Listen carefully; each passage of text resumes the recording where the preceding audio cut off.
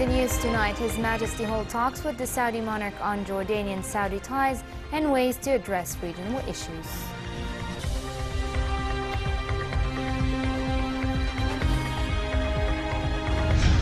The Syrian army, backed by Russian airstrikes, counter-attack to regain lost ground in Aleppo.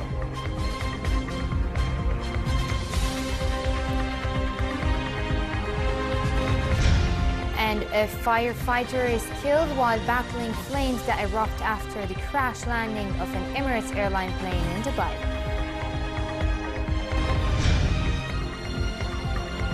Good evening and welcome to a new edition of the news. His Majesty the King held talks with Saudi Arabia's monarch Salman bin Abdulaziz in the Moroccan city of Tangier. King Abdullah earlier arrived in Tangier on an official visit to Morocco. During the talks attended by Saudi Deputy Crown Prince, Second Deputy Premier and Defense Minister Prince Mohammed bin Salman, the two leaders stressed the strong ties between the two kingdoms. They noted that relations have been given a boost by the setting up of the Saudi-Jordanian Coordination Council and the ongoing consultation between the two countries on Arab and Islamic issues. The talks focused on developments in the Middle East and ways to address them in a manner to bolster the region's peace and security. King Salman hosted a lunch banquet attended by top Jordanian and Saudi officials.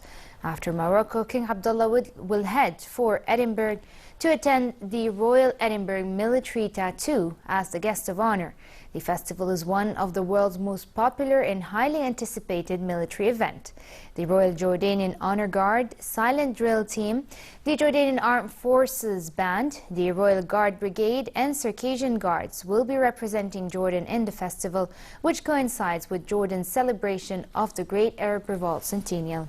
King Abdullah left Amman earlier in the day. His Royal Highness Crown Prince Hussein took the oath as regent before cabinet ministers.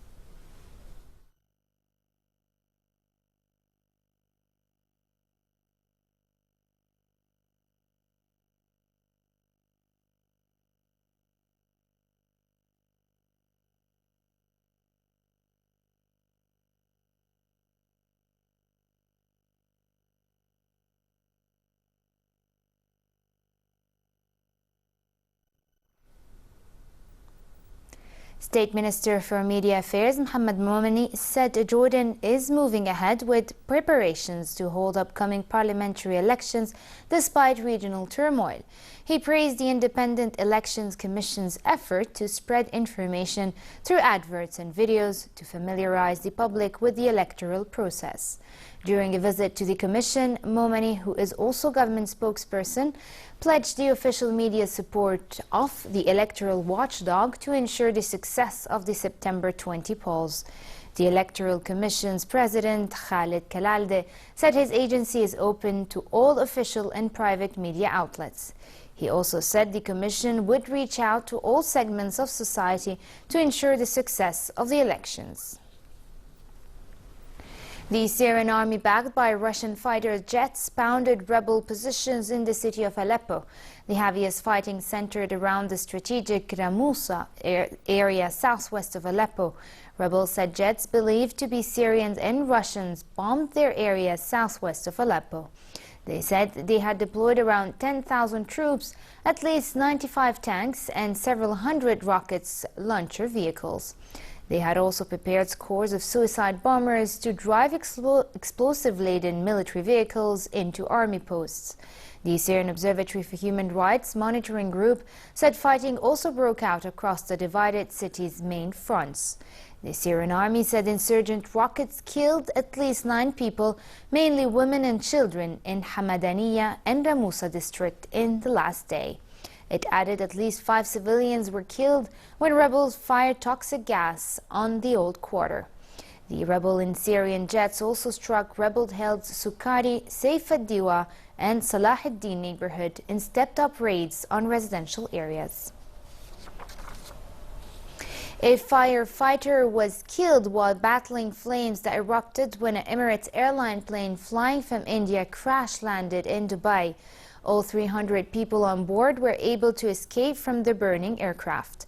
The plane appeared to have landed on its belly, and images showed a thick black smoke rising into the sky. The Boeing 777 was flying to Dubai from the southern Indian state of Kerala. The carrier's chairman, Sheikh Ahmed bin Saeed Al Maktoum, said authorities were still investigating the incident, in which 14 other people were admitted to hospitals with mainly minor or moderate injuries. He said the crash landing was not caused by any security breach. Sheikh Ahmed said the plane, which had entered service in 2003, had undergone maintenance in 2015, and that the United Arab Emirates pilot had over 7,000 hours of flying experience. Flying to and from the airport was suspended for several hours but have now resumed. Dozens of civilians in the Yemeni city of Taz are seriously wounded by landmines, resulting in many losing their limbs. Taz, Yemen's third largest city, is a battleground between forces loyal to internationally recognized government of President Abd Rabbo Mansour Hadi and Iran-allied Houthi militia. The city is mostly controlled by Hadi supporters. Landmines in and around the city in unidentified locations have been triggered by unsuspecting civilians.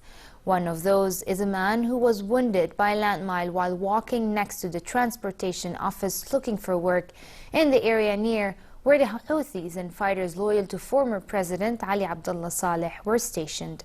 Triggering the explosive devices often leads to loss of limbs, and the prosthetic limb center in Taz is overwhelmed with casualties. A colonel from the city anti-landmine task force said the landmines are placed in residential areas.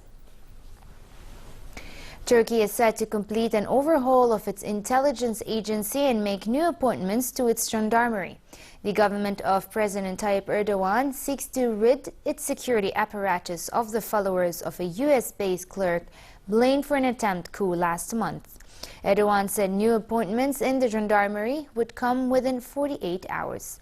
Meantime, head of human rights body at the Council of Europe, Thorjob Jagland, condemned the coup attempt as outrageous. He said Turkey needs to take on those responsible for the failed coup, but this needs to be done according to the rule of law. Jagland is the most senior European official to visit Turkey since the coup attempt. There has been too little understanding from Europe on what challenges this has caused to the democratic institutions and the state institutions of Turkey. We have been informed about it for a very long time. So therefore, of course, we see a need for cleaning up all this. But it is also very important that this is being done in conformity with the rule of law and the standards in the European Convention on Human Rights. North Korea's launching of ballistic missiles draws a new condemnation. North Korea today fired a ballistic missile from its western region into the sea off its east coast. It was the latest in a series of launches in defiance of UN Security Council resolutions. South Korea called the launches a grave provocation to North Korea's neighbors and the international community. Japanese Prime Minister Shinzo Abe said his country strongly condemns the missile launch. UN Secretary General Ban Ki-moon is deeply troubled by the launches after one of the rockets landed in Japanese-controlled waters for the first time. Such actions seriously undermine regional peace and stability. We reiterate the call on the DPRK to heed the united call of the international community to reverse its course and return to the process of sincere dialogue. French Interior Minister Bertrand Cazeneuve announced that the country's National Guard will be strengthened to 84,000 by 2019 after Cabinet and Defense Council meetings. He said the increase will be done in a precise and timed manner, with 40,000 going to Defense and 44,000 to the Interior Ministry. After last month's truck attack in Nice that killed 84 people, French President François Hollande said he wanted to build a National Guard made up of operational reserves to counter the threat of terrorism. France's operational military reserve will relieve stretched security forces who have amassed over time following 3 major militant attacks in France since January 2015. Donald Trump's White House campaign is in turmoil. A senior Republican Party official was furious over Trump's criticism of a dead soldier's family and his refusal to back the re-election campaign of House of Representatives Speaker Paul Ryan. In a revolt against the party, he denied both House Speaker Paul Ryan and Senator John McCain's support in the re-election bids. Republican National Committee Chairman Reince Priebus was furious over the failure to endorse Ryan and over Trump's feud with the Khan family. Trump, who made his comments about Ryan and McCain in an interview with the Washington Post, shrugged off the growing party backlash. Iraqi campaigners took to Baghdad's Tahrir Square to promote unity and harmony within their city and country. Armed with red roses and posters, they want to spread love in Iraq, which has been suffering years of unrest and bloodshed. The initiative was organized by Avaz, an online campaign movement that brings people-powered politics to decision-making around the world. The messages here were written by people in other countries, according to organizers. Some of the messages came from Europe and the United States, from people keen to express their solidarity with the people of Iraq. To Egypt, where a horse-drawn carriage is offering brides the full princess experience. A private limousine company has built a Cinderella-inspired carriage which can be hired out with a coachman and horses, giving brides a fairy tale feel to their weddings. The all-white carriage is reminiscent of that featured in the 1950s animated fantasy film Cinderella, the magical tale of fairy godmothers, pumpkins, and mice. But in the real world, this is an Egyptian-made carriage available for hire by Classic Limousine, a Cairo car rental company. The company's founder explains he wanted to give a more classical spin to their weddings rental services.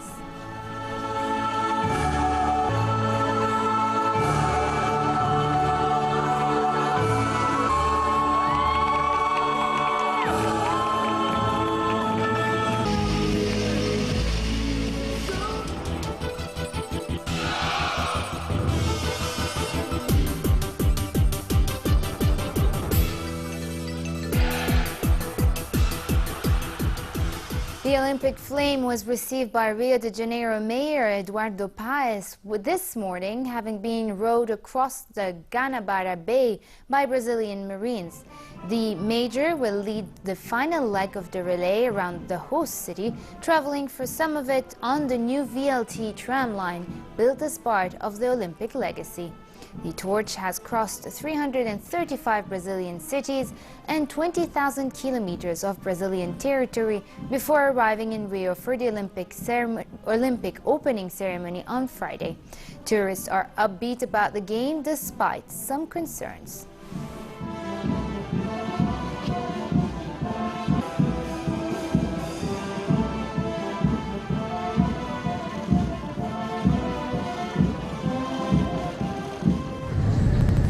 The climate of uncertainty surrounding the 2016 Summer Olympics in Brazil, now just days away, isn't stopping tourists here from having a good time. Amid the country's recent political turmoil, economic downturn, and concerns about mosquito-borne Zika virus, tourists arriving from as far away as Taiwan say the key is to come prepared. I bought 3 bottles of mosquito repellent, and I use it every day. I think it should be fine as long as you are very careful. Miroslav Kavadziev from Bulgaria is equally optimistic. Everybody is enthusiastic, they're greeting you, welcome to Rio and stuff. So I think that they've done the best that they could do, and I think it is going to be a nice Olympics. And there's more reason to be upbeat, despite the busy news year which has been marred by violence and tragedy. The Rio Olympics will boast the first ever refugee delegation of athletes, among them migrants who risk drowning while making their way to Europe. Refugee marathon runner Jonas Kinde, who is Ethiopian-born but trains in Luxembourg, has proudly taken the baton. And we have to show the respect of the refugees, and we have to encourage millions of refugees in the world. With their inclusion and more uncertainty about which Russian athletes can compete following a doping scandal, it makes these summer games more memorable than most. And finally, normal summer condition in hilly areas for the rest of tonight, but it will remain hot in the Jordan Valley and Dead Sea. A slight drop in temperatures is forecast for tomorrow, but it will be 3 to 4 degrees above seasonal average. Relatively hot weather will prevail in the hilly areas Thursday with northwesterly moderate winds. The Gulf of Aqaba should expect very hot conditions tomorrow with northerly moderate winds and calm seas. Next are the lows and highs for tonight and tomorrow.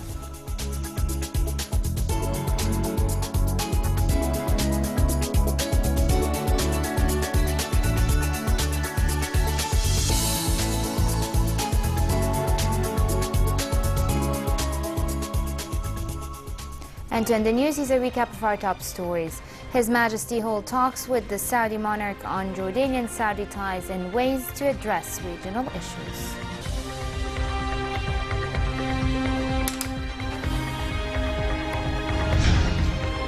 The Syrian army, backed by Russian airstrikes, counterattack to regain lost ground in Aleppo.